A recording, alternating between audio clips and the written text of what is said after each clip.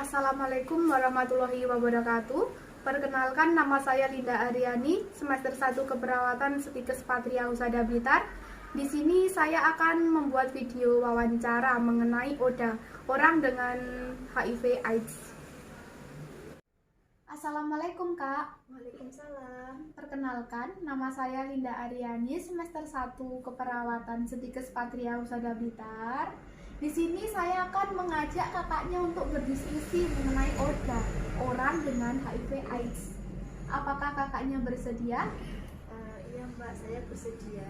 Jika kakak bersedia, saya minta waktunya sebentar ya kak. Iya Mbak. Kakaknya ngerti nggak pengertian dari ODA itu apa? ODA itu adalah orang yang mengidap HIV/AIDS. Oh iya benar kak, ODA itu orang dengan HIV/AIDS. Tanda dan gejala ODA itu seperti apa ya kak?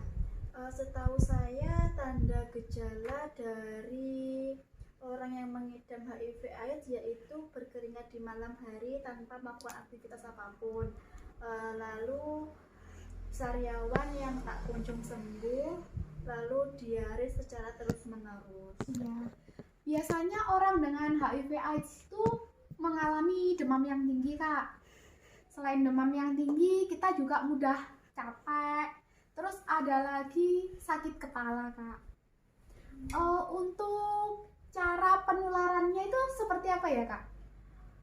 Cara penularannya itu biasanya melalui jarum suntik yang gonta-ganti atau jarum suntik yang bekas pakai dipakai lagi, lalu bergonta-ganti pasangan dan kita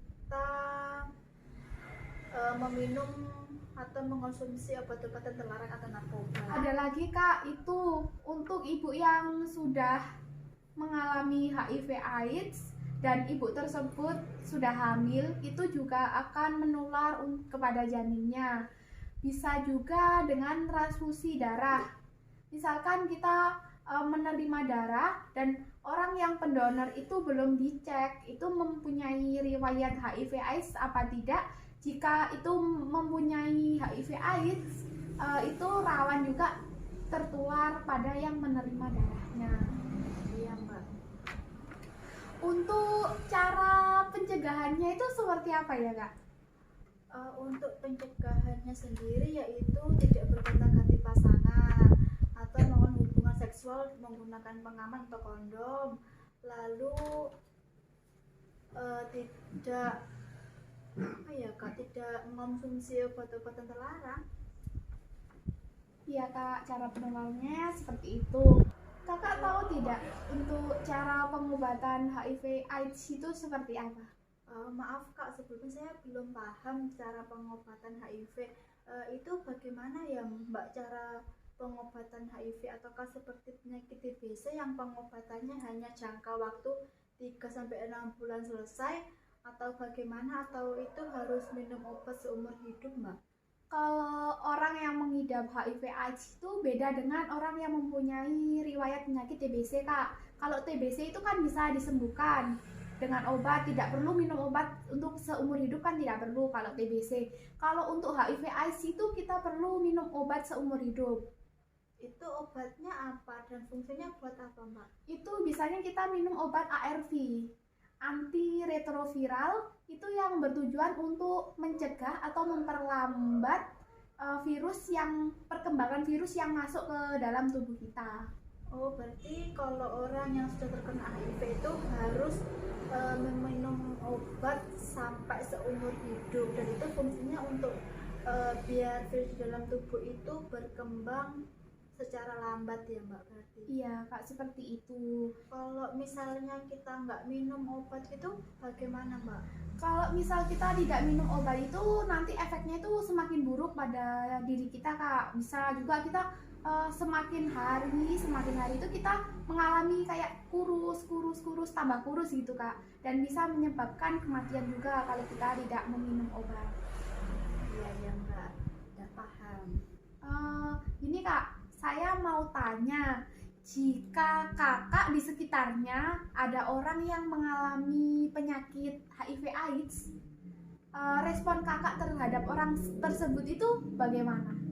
Kalau menurut saya, jika di lingkungan sekitar ada saudara atau masyarakat yang terkena HIV/AIDS, itu menurut saya kita harus memberikan perhatian yang lebih dan khusus terhadap orang yang terkena HIV, karena kalau kita mengucilkan, nanti beliau akan merasa kok saya dikucilkan, tidak diterima di sini. Nanti mereka malah gimana ya, faktor pendorong untuk penyembuhan itu malah memburuk, tidak malah cepat. Kan salah satu proses penyembuhan itu kan juga dari faktor dari masyarakat juga. Iya, berarti kita harus merangkul orang tersebut ya kak, biar orang tersebut tidak merasa terkucilkan, tetap ada orang yang mau memperhatikan gitu ya kak. Iya, seperti itu.